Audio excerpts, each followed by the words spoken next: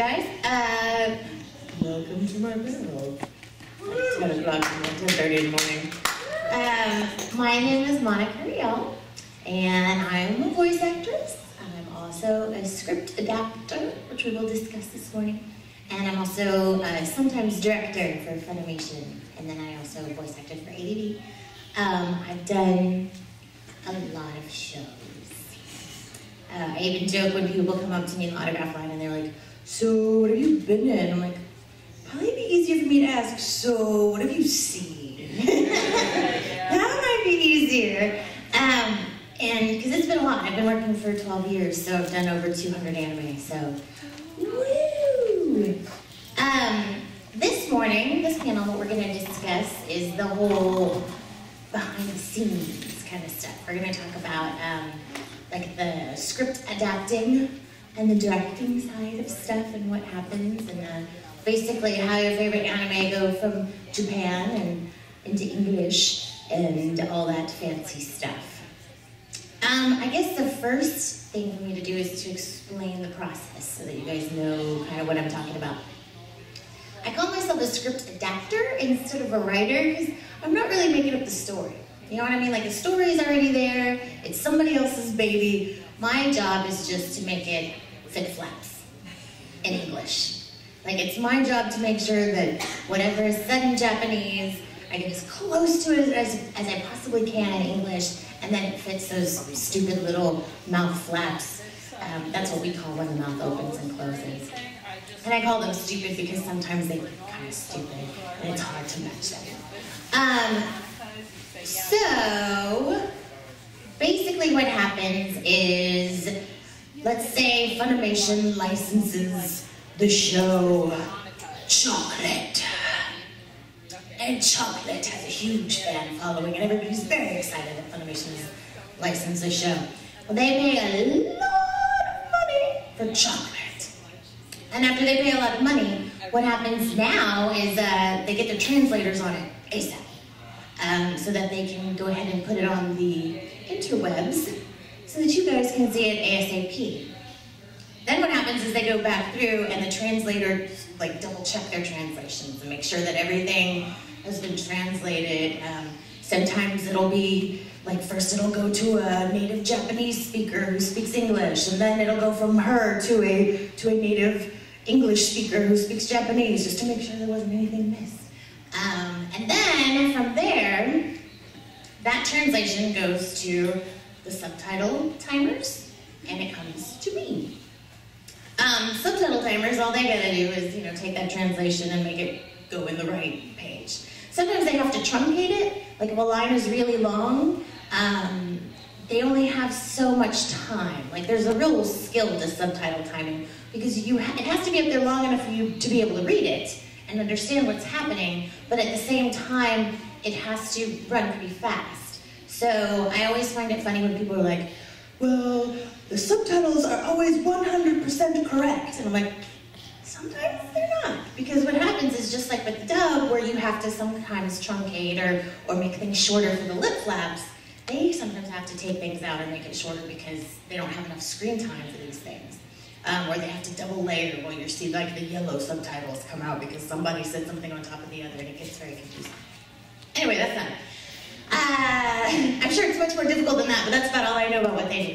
And then when I get the script, my job is to watch the show, all of the show, which, at that point I'm like, yeah, it's a great show, I love Chocolate, I can't wait to write for this show. And then also the manga, like if there's manga available, then I'll read the manga so that I know how it's different, because sometimes they're nothing like the manga, sometimes they're a lot like mine. Then at that point, I start what's called time coding. Time coding is the bane of my existence. Basically, what they do is on the episode, they put a little stamp at the top. I'm sure you guys have seen it in like, early movie cuts or whatever, and it's got like a counter on it that counts the hour, the minute, the second, and the frame. So like every single frame is counted. When you're time coding, your job is every time somebody opens their mouth, every time somebody makes a sound, every time The dog in the background makes a sound. Every time there's like people in the background having a party, you have to mark down when that happens, like the exact time code. Which means that if they're on screen and talking, you have to go like frame by frame to find where that mouth first goes. Like, it's very tedious. So that's the time coding part. That's kind of the math part of the writing. I've got a hair on my face and it's fine. Sorry guys. I'm trying to sound smart and that's not helping. Okay, time coding, once that's over, and that takes a while, as you can imagine. Once that's over, you get to the fun part. That's where you get to take the Japanese translation and you have to fit it in the mouth and keep the original intent. Sounds easy, yeah? Not always so easy. Even the best translators still sound like Yoda sometimes. Like, there's just no way to get around it because our languages are so different, you know? Both great languages, both awesome languages, but so different. And so a lot of times the translators are cool and they try to like say, okay, this is what they're literally saying, but this is what that means in Japan, or this is the cultural reference, or you know, things like that. So if it's something that I don't quite understand, they'll try to give me an example so I can come up with something similar in the Western Hemisphere. And that's kind of, for me, that's the fun part. A lot of people don't like it and they think it's tedious, but I like being able to take the original creator's idea and go, okay, I want to stay true to this, but I have to make it fit in there. It's like one giant puzzle. Sometimes it's easier than others. But that's why when people, I remember a guy really got on me one time because he's like, in this script, you use the word adorable instead of the word cute. And I was like, but they mean the same thing. Like they do, I mean adorable and cute, pretty much the same thing. And cute is one flap, adorable is 4. So sometimes you want to like pull out your thesaurus and go, what's the longest word, adjective I can use to describe this person? So if somebody's pretty, suddenly they become beautiful. So you want to go for the longer words.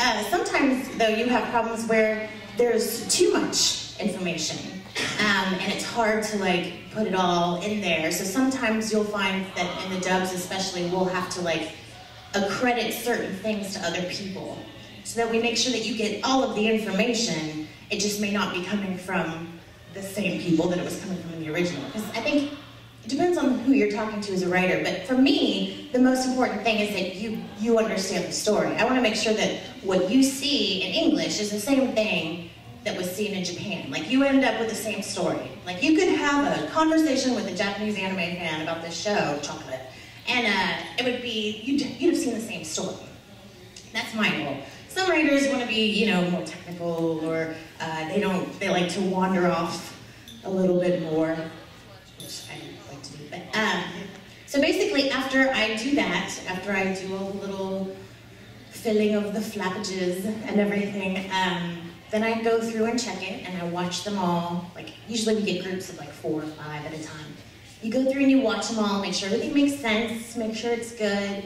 And then we turn it in, and then it goes to the director who double checks it to make sure that everything's how he or she wants it. And then it goes off to record.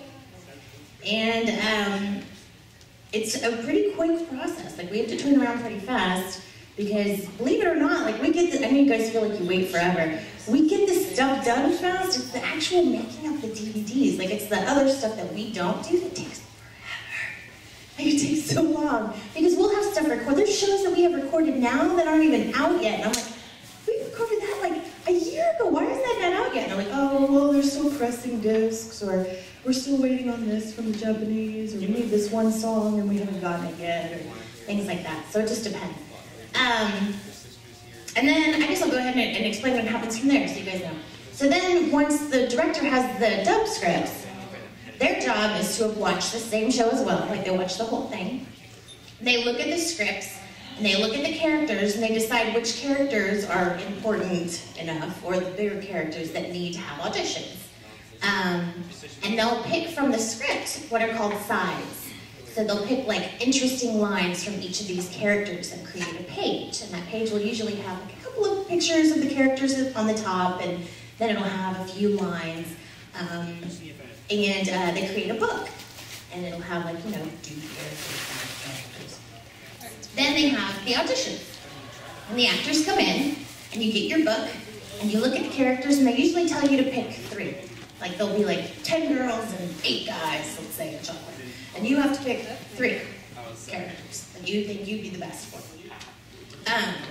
Some of us just go in there and go, all right, director, tell me what you want me to read. Because sometimes that's easy, because they already have my idea. But you go in there, and all the actors go in. It's usually like a 3 or 4 day process. All the actors go in and read their audition. And it's not to video, so that's kind of hard sometimes.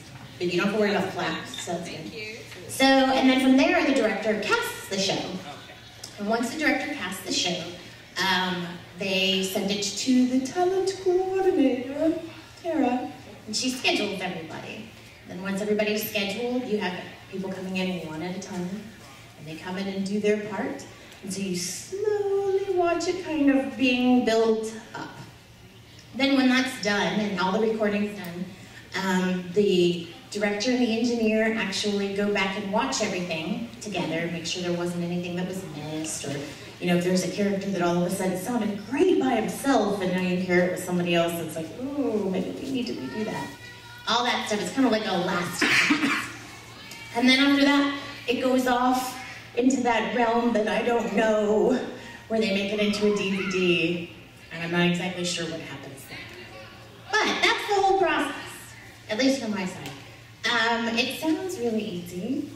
It depends. I will tell you this, like, depending upon the show, it can be easier, it can be really hard. There are shows, like, I know you guys are familiar, most of the shows have been a little more westernized. Because, like we were talking about, I don't know if you guys were at Chris and my panel yesterday, we were talking about, how Joe Schmo isn't going to go into Best Buy and pick up Oron, or, he's not going to go, hey, look at this show with little girls, yeah, I want that. Or, well, maybe he does, I don't know. So sometimes we try to westernize it and take out some of the more, like, Japanese-centric stuff, just so that, like, home dude on the street can watch it and not get freaked out. But there are shows, like Oron, actually, that we knew that Joe Schmo wasn't going to go to Best Buy and buy Oron. Like, we knew that wasn't going to happen. But we knew that you guys would. And we knew that you guys would appreciate honorifics and Japanese culture references and things like that. So I got to adapt Oron, and that was a lot of fun for me because I got to leave all that stuff in. But find ways to make it still interesting and still where you can understand, because some people are more immersed, some anime fans know more about Japanese culture than others, so you don't want to lose everybody. So you want to keep some of the references in and kind of tone some of them down, but that was fun because I got to do all the honorifics and stuff. That was cool. I guess I'll open it for questions because that's pretty much it. That's what happens. That's anime on my side. Yes? You made a statement that earlier that sounds a little bit contradictory, so maybe just be that. I'm waking up, so it's very positive. It's more than likely. When you were talking about not being able to see lines before you audition for them, Right. pop up in front of you, and yet you made a reference to being able to pick 3. Is it just a character description that they're picking, or they actually get 3? Well, we get to read the characters, but yeah, you pick 3 sides. And the sides are basically, I'll explain that better. When you go to audition, like the sides are basically just a piece of paper. And it'll come in like a binder like this. And on the front it'll have a picture of said show, like Chocolate by Funimation. And there'll be a picture of the cast, and it'll tell you like about the show, like what happens in the show. And then inside on each page, you'll have like a picture of the character, or sometimes a couple of pictures of the character, and then kind of a table that has like the name of the character, the line, and then like a little bit of direction. So when you go into audition, they want you solely to focus on the voice. They want you solely to focus on acting. So they don't worry about doing it to video. So they don't even put the video up there. You're just kind of in a room, and they go, okay, audition, and you're like, bah! Like you just go at it. And you pick 3 characters usually, is what they say. They go ahead and pick 3 characters to read for. Sometimes they'll make you do more, sometimes it's less. You never know. Sometimes the director has an idea of who they want, and he'll be like, don't read that one, read this one. So yeah, we don't even mess with the video until you actually go in to record, which sometimes can be, it's not really a benefit, I don't think, because characters in, as you guys know, being anime fans, when you see a picture of a character, it's very different than seeing the character in action. You can look at a cute little girl, and she can be really, really cute, and you don't know that she's like psycho, and she jumps over tables and rolls on the floor. I mean, like, you don't know because you haven't seen her in action.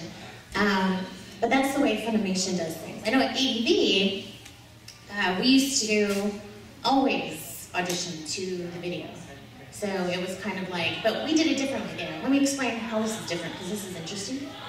At ADV, we did what was called the chase method, which means that when you would go in to record, we would watch the entire scene in Japanese, and then when we went back to record, we would just talk over the Japanese.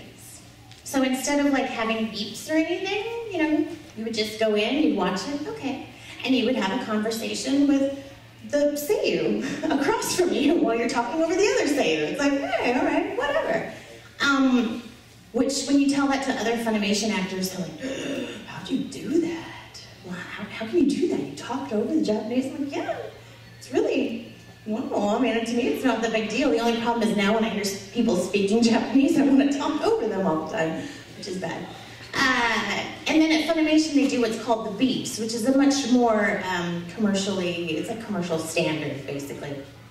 And that is, you hear 3 beeps. So like before your line, you'll hear just beep, beep, beep, and then you go on the imaginary 4th beep. And that's to always make sure that you are exactly on time with those flappages that we were talking about. And while there's nothing wrong with the beeps, I kind of like the chase method better, because when you hear those beeps, you're anticipating it. You know what I mean? Like, you don't get as natural of a performance because you're like, I know it's coming. I hear the beeps. I know it's coming. So sometimes it comes out like this, you know, like you're running for the racetrack. So I like the chase method just because you talk, and if it ends up being a little long, I just push everything over a couple of frames, and it's like, oh, look at that. Yeah. So sometimes I'll cheat at Funimation, and I'll just do it. Like they show us the video beforehand too, but then you go back individually line by line with the beeps. So I've done this thing where I start cheating. As soon as they start playing it, I'm like, hit record. And I'll just start doing it. Just because I'm like, at least this way I've got a test run the way I'm used to, and then I can go back and fix the stuff that I need to fix. But yeah, so those are 2 huge differences. And that's why when you see a lot of us that work for that worked for ADV, that are at Funimation now, like, we work a lot, and that's because once you've done the chase method, the beat method is nothing. It's like, oh, you're gonna tell me when to talk? Shh. Oh, come on, that's too easy. Whatever. And I love it though, because then they think you're like Superman. You're like the Superman of anime when you go to Funimation, because they're like, you can do it without beeps? Oh my gosh, you don't need beeps? Screw your beeps. Who needs beeps? Well, I guess, do you guys have any questions? Any other questions? I'm still waking up, so if I'm not making sense, please let me know. Let me keep right here. You mentioned the honorifics. I think removing them would create all sorts of lip-flap issues. It does create lip-flap issues, and then what you have to do is become very creative. Yeah, honorifics, when you take them out, do. And like a lot of times, the worst is, and it's not an honorific technically, but you know, Ojo-sama, Ojo-sama, Ojo-sama, miss. I'm like, oh wow, Ojo-sama. And also, you'll notice that when we animate, like with the dubs, we tend to be really sticklers for flaps, because we know that you guys will like see an empty flap and be like, ah, chocolate sucks. Whereas in Japan, they could say Ojo-sama and that'll be like 12 flaps. Ojo-sama.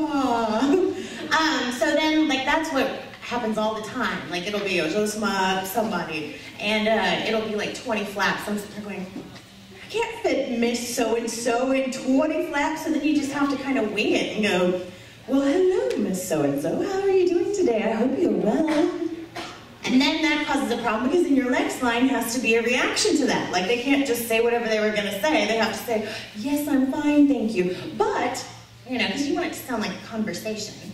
So yeah, that does pose a problem. But the thing with Funimation especially, ADV used to leave the honor and fix in a lot more, but Funimation tends to be kind of a stickler on that. They're like, we want it to be able to be on TV and nobody has to worry about it. I'm like, all right. So it does get tricky. Like, you have to figure out ways to kind of work around it. So there's a little bit of writing involved, because you do have to kind of be creative. Yes, up there. Have you ever been or have you ever been bombed or done a bomb or to someone else? And if so, could you provide some examples? Oh my gosh. If you guys weren't at the panel the other day, a bomb is when you don't say the line you're supposed to say when you're recording. Like, you'll record the right line, but then you'll go back and you'll record a ridiculous line so that the next actor that comes in hears that before they record their line. Basically to make them laugh or to freak them out or whatever. And yes, you do it all the time. It happens to me a lot more, but they try to do it to me, but I'm so, not to say that I'm awesome or anything like that, I'm just so focused when I'm in the booth that I don't listen to anything else. And it's part of that whole ADV thing, because I got used to tuning out the Japanese and speaking on top of them. So I kind of don't listen to the other people when I'm recording. So bombs are usually wasted on me. Because they'll do it and I do my line and then the guys are laughing, or like the director is laughing. I'm like, what? What? That wasn't a funny line. Why are you laughing? You didn't hear that? And then I have to go back and play it. And I'm like, that's not funny now. But I have loved a few. I can't think of any off the top of my head. It's usually really ridiculous stuff. We try to get each other pretty good. Sometimes it happens, sometimes it doesn't. The best joke I've ever had played on me, though, was actually by a director, and I think it was during Full Metal Panic. There was a director named Don Rush, and because we didn't use the beeps at ADV, like you would go in and do your thing and you're concentrating. And I should explain, like when you go into the studio, especially at ADV, it was a room, I mean not a huge room, but like a big closet. And in front of you is a giant plexiglass wall. And then, even closer than you two ladies are to me now, was the director and the engineer, like, right in front of you. So, you can't hide anything. Like, there's no picking your nose, there's no, like, hiding your face or trying to look cool. Like, you're right there in front of them. So we were working on Full Metal Panic, and I was ready for my line, and I'm watching, and right before it happened, the director stood up and slammed his hand on the glass and went, action!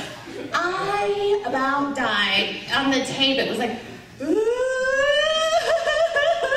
like just freaking out. And he liked my reaction so much, he did it to everybody else in the show. So now you've got, like, somewhere in the archives of ADV, there's like a reel of me and Lucy Christian and Chris Patton all going, I think Chris Patton's was actually a lot of four-letter words. Chris gets scared very easily. I think he was a little more offended by it. Yes? Have you ever pulled any prank on anyone in the booth, or just someone randomly on the phone done a funny thing? Oh, I do the phone all the time. I love making funny voices on the phone because it's like my job, only with real people. They don't know that I'm me. So yeah, like I used to love calling when people would try to, sell me the morning paper. I don't have a home phone anymore because yay, cell phones. You don't have to have a home phone. Back in the day, when you guys were like 5, you'd have to have a home phone. And they would call you, hey, do you want this newspaper? Hey, you want to get this life insurance? So I would always just answer the phone like, hello? Are your parents home?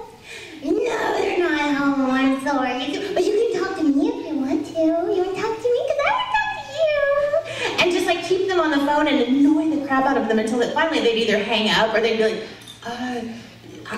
I'm worried about you being home by yourself. I think they would get generally worried. But pranks in the booth. I don't think I've ever pulled any pranks on anybody else. Like, funny stuff just happens. Because, like, it really is ludicrous when you think about it. Like, our job is to go into a box, it's basically a box, or a small closet, you know, in front of other people, right? And make noises or funny voices. It's a really weird job. It's an awesome job, but it's very strange. I used to joke all the time because at ADV especially, we'd have these, the Japanese would come over all the time to kind of see what was going on and check out the studios and everything. And every time they would bring a tour of like Japanese anime creators in, I would be in the booth, which sounds great, you know, hey, I get to show them that I'm an actor, yay. They would always come in when I'm playing like a pig or mute or something ridiculous where I'm sitting in there. And I remember when I think it was some guys from Gonzo, and Gonzo was one of my favorite studios, and they come in and they're like, oh, this is Monica. Oh, Monica, hey, Genki, Monica, hey. And I was like, hey, oh, fun, this is great. And then I realized, oh my God, I'm doing Peacemaker. I'm playing the pig. All right, and so it's like, hey, you ready for this? Yeah. And like I'm sitting there like snot flying, drooling, like making my angry pig noises, and you could just see them like, oh yeah. It's like, oh my gosh, why can't I have like a dramatic scene? But it would always happen. Always, and it's always the embarrassing characters. I think they did it to me on purpose. Like they take them in to see Lucy when she's like doing Shakespeare. They're like, oh, Monica's playing a pig. Let's go over there. No. So I guess that was a long answer to that question. Wow, I'm not awake, you guys. I didn't drink my soda. Oh yes. Yeah, I Go for it. Do you cast too? Well, as a director, when I was directing, I guess I should tell you what I did. I directed Holic. I directed Kenichi the Mightiest Disciple. Believe it or not, that big dude show was all me. I directed the end of Claymore, like from when Regaldo comes into the end. Yeah, it was pretty awesome. I loved it. So yeah, if it's a show like that, unfortunately well, I shouldn't say unfortunately because I loved my casts, but with like Holic and Claymore, I was kind of picking up where other people had left off. Right. So I started on the second volume of Holic, so I already had a cast. But on Kenichi, yeah, I cast that from the beginning, and that was so much fun. So then, what was your hardest casting choice, and what was your easiest casting choice? Or like other directors that you know, do you know like any like where they've been like, oh yeah, this person like right away, or where they took a long time with the character? Yeah, it depends on the show. I know for me, like with Kenichi, has anybody seen Kenichi? Sweet, people see Kenichi, awesome. It's a fun show. For me, I tried to not precast anybody. Like I tried not to think too much about it. I was like, I want people to come in and audition, and I want to be wowed by their performance. Except in the case of Chris Sabat. There was one character that had to be Chris Sabat, because as soon as I saw it, I was like, that's Chris Sabat. It has to be. And then, like, from the auditions, I mean, Vic ended up playing, like, a crazy little pervy old man. And he was brilliant at it. And Todd Havercorn, who usually plays, like, the male lead, he was, like, this little nerdy alien guy, and he was brilliant at it. But I like to kind of look outside the box. I like to go, okay, well, you're usually this guy. Let's let you be this guy. Let's try that, because I bet you can be good at it, and it'd be fun. And Nabari. I directed Nabari. That was another one of guys cast. I love that one. It's so good. So I try to kind of go outside, and I think most people do, but if you're in a hurry, like there's some shows where they're like, hey, this needs to be out, you know, tomorrow, then sometimes you'll find that they kind of go, okay, there's a little girl, that'll be Monica. All right, there's this big dude, that'll be Sabat. All right, oh, look, there's a hot chick with a low voice, that's Colleen. You know what I mean? Like, we certainly have like our things that we do well, and so you find that we play those things a lot. But Bevins is another one. Chris Bevins is really good about kind of, and Kaysen too. Kaysen's real good about, you know, trying to give people different things so that you can kind of, so I get to be a grown-up every once in a while. Every once in a while. Yeah. Yeah, I loved Welcome to the NHK, and I loved both of your parts of that show. Thank you. Yeah, that was when you had that lisp. That was adorable. Oh, thanks. That was a weird one. I remember that one happened really fast. That's one of those shows that was a lot of fun, but sometimes they happen so fast that you look back and go, I just did, I can't tell you what it is because it's not out yet, but I just did a show for Seraphim, for ADB. Now they've got like 12 different names. I think it's Seraphim. I just did the show there a while back. I did 12 episodes of anime in like 8 hours. That's insane. And I wasn't like woman A. I was like one of the main characters. And I was like, I can't believe we just did that so fast. Oh my gosh. And so now like, I'm thinking back, and usually like I can tell you the names of my characters in almost every show I've done. I can't remember my character's name because it was so fast. I might have said it like twice. You know? Like, I can't believe, I hope things slow down, but you know, the industry's kind of not a good place. So they have to pick up the pace, you know, have to get stuff out faster. So part of that is like us moving faster, which I'm all for the challenge, but at the same time it's like, that's really fast. Really, really fast. Usually we spend more time on it.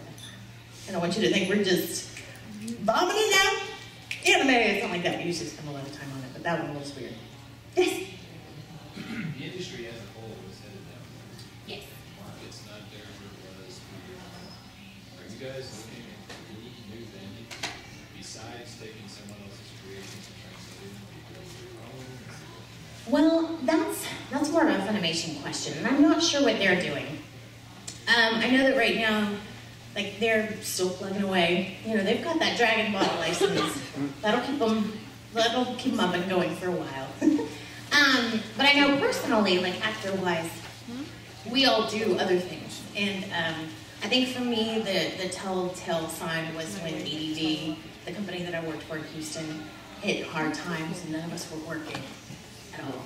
And my savings went, pew! And I was like, all right. And then I moved to Dallas. And since then, while I love anime and I love my job, I'm not going to put myself in that situation again. So now I have an agent, and I do commercial voiceover, and I do other forms of voiceover. I do, you know, video games and stuff like that. Because it's hurting. The industry's hurting. It's such a small industry. And it's not, I don't even know how to describe it. They're trying so hard to keep illegal downloading from happening by putting stuff up as fast as they can, you know, and getting it out there. But it's hard, and it's especially hard because I think the majority of anime fandom doesn't understand that by not buying the discs, by downloading it, you are hurting the Japanese company, because the Japanese company depends on the American dubs to make part of the money. Like usually when a show comes on in Japan, one of the American companies has contributed to it financially in one way or another.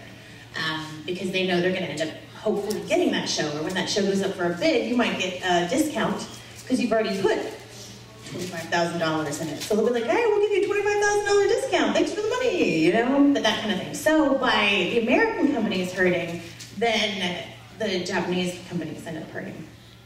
Also, there are a lot of really awesome shows that have come so close to being licensed and not, because the companies here just can't afford it anymore.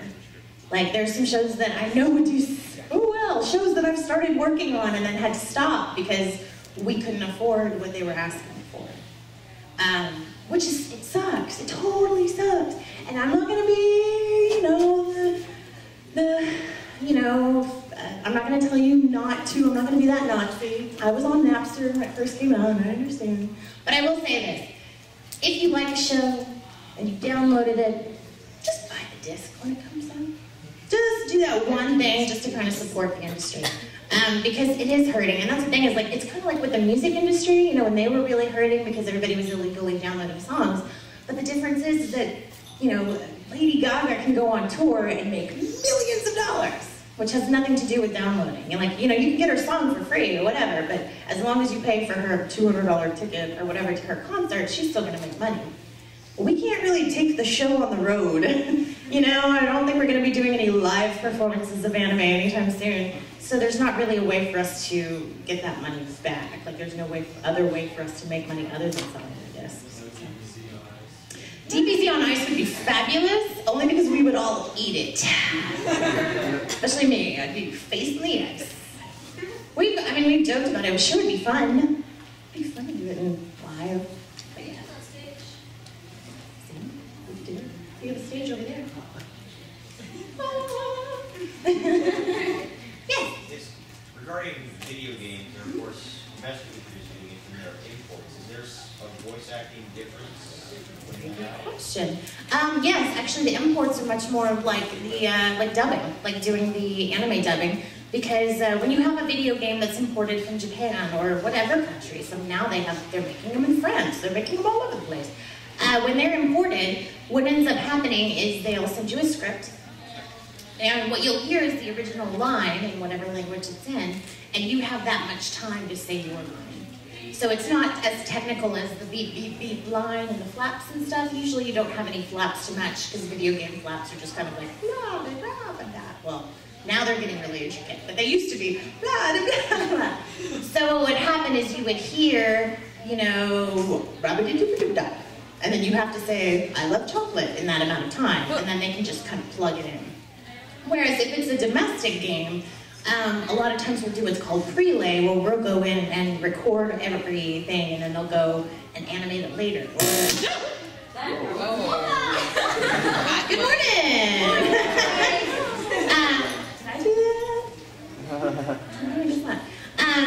So you'll go in and sometimes you'll have renderings or stuff like that.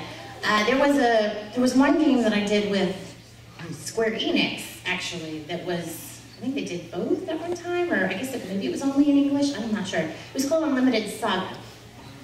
And they came over, I think its name on the internet is Unlimited Suckage, if that tells you anything. It's not the best game ever, but it was fun. They brought the creators from Square Enix over from Japan, and it was kind of like you got that book, that binder of like, this is your character, and you saw the picture and kind of the little write-up and everything, and we just kind of did it all on the fly, and then they went back later and created the characters around the voices and the design that they had, which was cool. That's much cooler, because then you're free to just act and not worry about time constraints or flaps and stuff, so that's the fun stuff. I keep hitting myself. Any other questions? Oh, yes. Oh my gosh, my favorite line I said is Renge. I liked doing the laugh a lot, only because it was so loud. I'd have to stand so far back from the microphone. And everybody's like, what did she do? Oh, ow, make it stop, make it stop. Other than that, geez, she had so many great lines. I liked it when she told Tommy there wasn't a prince, and she would always like be down on him. That was always fun, especially because it was Vic. I'm like, that was fun. I loved the Kyoya stuff. Like I loved all of that episode 4 with her dad, and especially when she's like, I'm running off, and you see the plane fly by the house. She was fun, and that was one of the ones I got to adapt the script. Like I got to work on the script, so I kind of had the upper hand when I went into auditions, to say the least. Because I was like, I like this girl. She's fun. How would I say that? But I wrote it, and of course, when I went in, you know, and Caitlin's like, well, who do you want to audition for? Rengen. Okay, you don't want to audition for Harvey? Rengen. Oh, okay, go for it. You know, I was doing my whole thing, she's like, wow. I'm like, well, you know. I was going to tell her, yeah, I've heard it like 85 times. Because when you're adapting, that's one thing when you're working on the scripts, like, imagine your favorite anime, right? Favorite anime. You watch it all the way through, you love that anime. Now imagine you have to watch every episode of that anime 10 times. In a technical standpoint. So I love it when like people are, you know, Summer Wars, which is a great movie that if you haven't seen, you should totally check it out.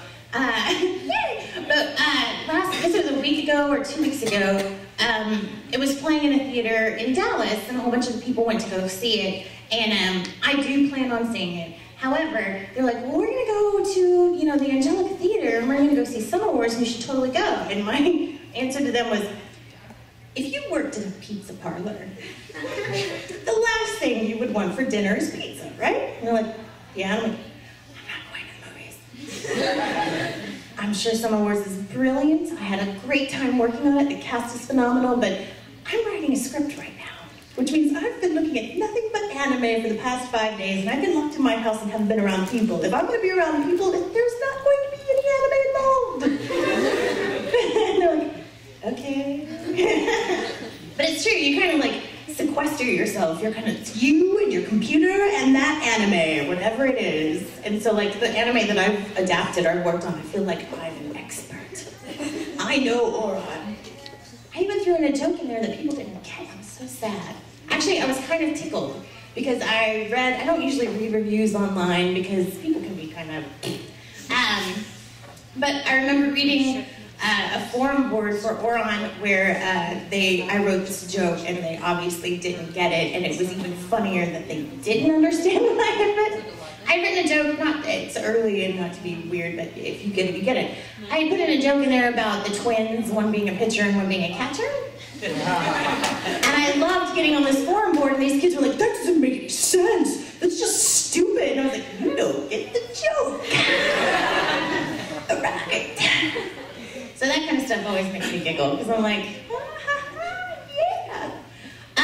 And we try to do stuff like that. Like if there's a joke in Japanese and I know that it's not going to translate, I either try to take the same idea, like the same pun, and make it work, or I'll go for like an American equivalent or like a Western equivalent, which sometimes is difficult. Like there's that Japanese game where like you say a word that ends in A, and then I have to say a word that starts with A, and then you say a word that, like where it has to be the last letter.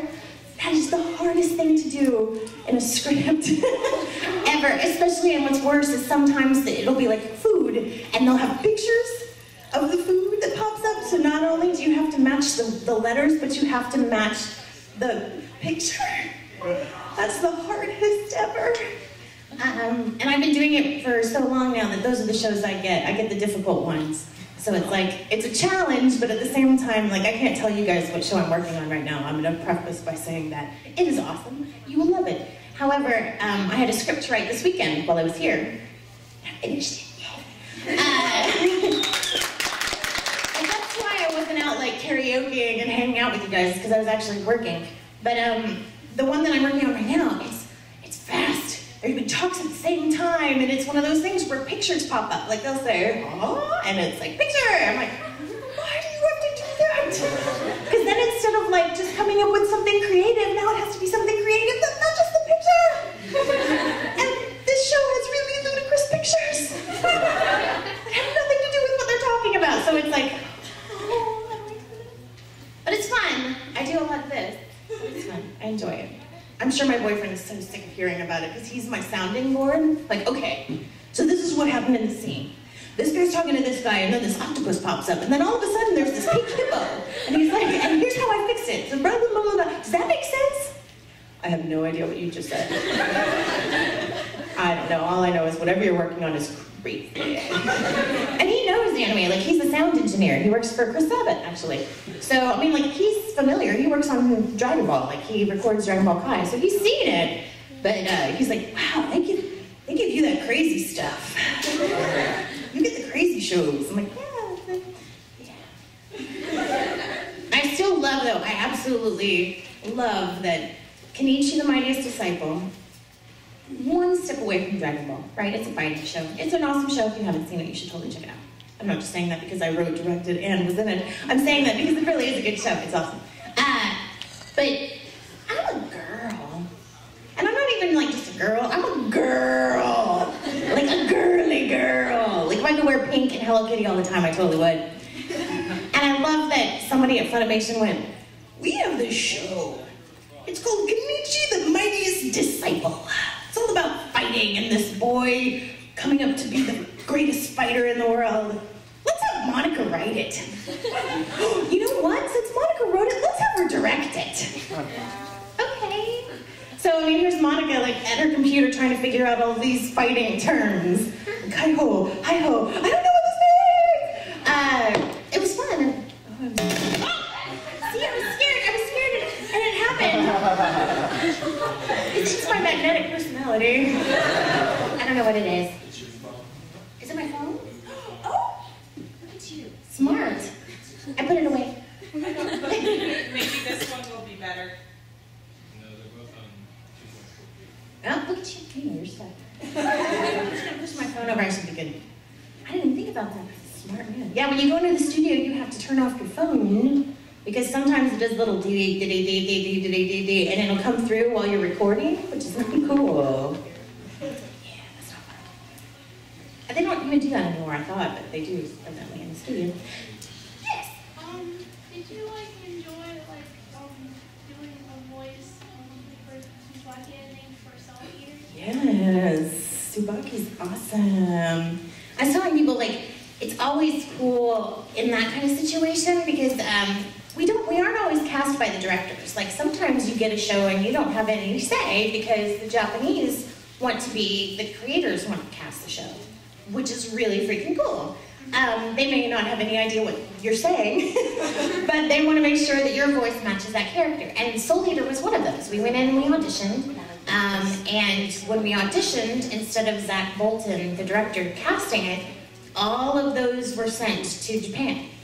And somebody in Japan had to go listen to all of those auditions and they picked the cast, which was really cool. It was super cool for me because that's not a role I typically play. Like, I'm like, hi, this girl, ah! You know, I'm this funky little girl. And so here's this, hot ninja chick that barely, she's just like, hello, Black Star. You know, she's awesome. And I never get to be that girl. And so it was really cool to me to get to be that girl because the Japanese picked me to be that girl. I was like, oh, they think I'm sexy.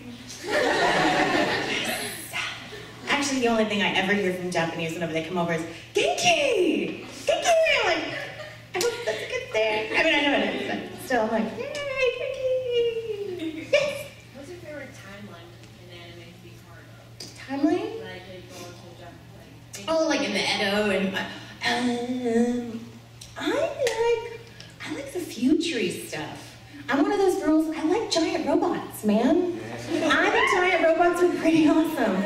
I like the idea of getting in your tactical armor and fighting to save the world from destruction. To me, that's fun, so I kind of like that. I don't like that they all tend to wear unitards in the future, though. That's kind of scary. That would probably be my favorite. I like some of the really historic stuff, like the Peacemaker Kurogane, where you're actually getting a little bit of history. Not all. I mean, it's still, it's kind of like the Young and the Restless version of real life. If you're getting the soap opera version of history, but it's still interesting. And Hitalia, I liked Hitalia, what little bit I saw, because I was like, okay, yeah, it's kind of crazy and over the top, and it's not completely accurate, but still, somebody's going to learn something about World War II. They're going to learn about countries. I didn't know where Belarus was until much later. I knew it was somewhere over there near Russia.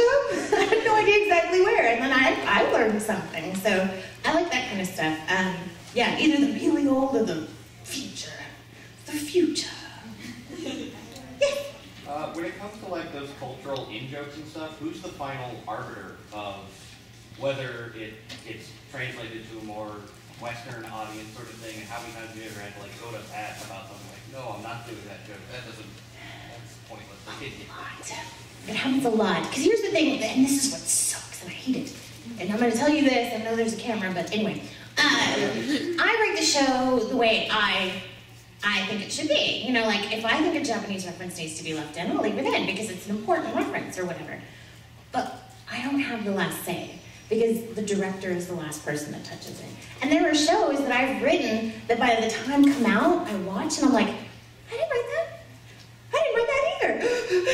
They changed all my stuff and my name's still in the credits. And you have to kind of let it go and just say, hey, when I wrote it, it was awesome. If that guy screwed it up, then that's his problem. But yeah, it's one of those things where you try to go to bat and you hope, but I think most of the time those decisions are made before I even get the script. They'll say, with Oron, they were like, hey, this is going to be a fan-centric show, so we want you to play up the honorifics in the Japanese. And then they'll do, well, the show I'm working on right now has a possibility of being on television, so they're like, you need to whitey that up, as I say. All right, okay, we'll try. But I'll still leave, we do what's called alts, alternate lines. So you can keep stuff that's in there. So sometimes what I'll do if like a joke isn't playing, I'll go ahead and I'll do a more Western joke, but then I'll go ahead and I'll put like closer to translation, and I'll have an alt line that keeps the original idea. That way the director can decide it's his problem. He can decide, do I want to go with the more mainstream or do I want to keep the Japanese reference? And that tends to work out really well. It just depends. But yeah, usually those decisions are made before we even get our hands on it. There was one, like, has anybody seen Gatchaman? It was Battle of Planets, I think. It's a Battle of the Planets. Anyway, it's old anime. And I got to go back and write a whole bunch of it for ADV when they were re-releasing it. There was a lot of science involved, 70s science. And things that were saving the world are now things we know cause cancer. You know, things like that. And I asked them, I was like, well, now, do you want me to leave it as is, or do you want me to fix the science? Like, do you want me to go back and go, hey, this is what we did to save the world instead of this, because, you know, I don't want you guys to watch it and go, oh, I didn't know that that's what that does. No, it doesn't. That was back in the 70s. And so it depended. Like, the director that ended up doing it, like, I wrote it just very nondescript time period, just very, you know, took the science. I had to write 2 alts, so there was, like, you know, the actual science and then the 70s science. So it was a lot of writing. And it turns out that the director decided to, like, 70s it up, and everybody was saying, Garuthin, this and that and that. And I was like, okay. You know, like, you just have to kind of let it go. It's like, whatever you want to do, man, you go for it. However, if you learn anything from Gatchaman, it's don't do anything that they do, because their science is old. Very, very old. Older than I am. That is old. Anybody else questions? Yes? Yeah. Is it hard for you to, the 3 jobs that you've been working on, voice acting, script adapting, and directing simultaneously? Is it really hard for you, or is it? It can be hard. I'm not directing right now, which is good, because, yeah, it's good. I'm not the I mean, I'll be honest. I love directing. I'm not the best director, because I like to talk. So when people come in, it's like, hey, how are you doing this stuff? Oh my God, get in the booth, we don't have much time. You know, and then we'll have to like schedule more time. Oh, it's bad. I do enjoy it. It is hard sometimes juggling the writing and the acting, especially when I'm working on a show that I've adapted, that I've written, because you kind of have an idea of what you think it should sound like what it sounds like in your head when you wrote it, and then the director may want you to read it in a way that's totally different. Or, like, the character that I play in the show that I'm writing right now, I have a very distinct idea of who she is, because I've seen the whole show, you know, and I've written for her. And the director has a slightly different idea of who she is. So sometimes there's a little tug-of-war that happens in the booth, because I'm so stuck in I'm kind of stubborn. Like, I like her like this. No, I like her like this. Ugh. And eventually, I have to give up, because it's his job, you know, and he's the director. But yeah, it can be difficult sometimes. It was hard for me working on Nabari, because I was actually adapting the later episodes while I was directing these current episodes. So like, my life was man-loving ninjas for like 6 months. That's all I knew was Nabari, because I was, you know, working on those first episodes and then writing like the middle and end episodes. So yeah, I'd work during the day and I'd go home and see them again at night. Those guys are my best friends. So it can be hard. It can be hard juggling all of it. At the same time, you know, if anybody ever has a question about Nabari, I can answer it. You know what I mean? So it's kind of nice to have something that you know that well. But yeah, it can be hard. And especially when I was doing all 3, that was really hard. Especially for time. You run out of time. You know, there's only so much time in the day. And sometimes you end up feeling like Sybil. Because it's like, okay, I'm going to direct, then I'm going to go do 2 different characters, and then I'm going to go write. And it's like, it's all anime, but it's all different anime. So it gets kind of crazy. Yes?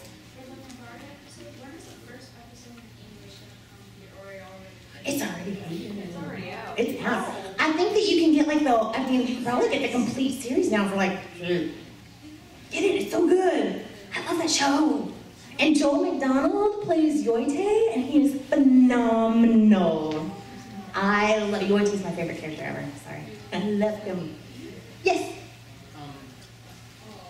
Since you do both the in the booth and the in control of who's in the booth, how does it feel to know that like sometimes the people that are your coworkers are now your subordinates, and then you go back to being a coworker and whatnot? It sucks. It depends on the person. I keep talking about the show I'm writing right now, but eventually you'll all know. Okay, so the show I'm working on right now, we have a hierarchy of writers. Like John Bergmeyer, you guys know who John Bergmeyer is? He's a voice actor as well.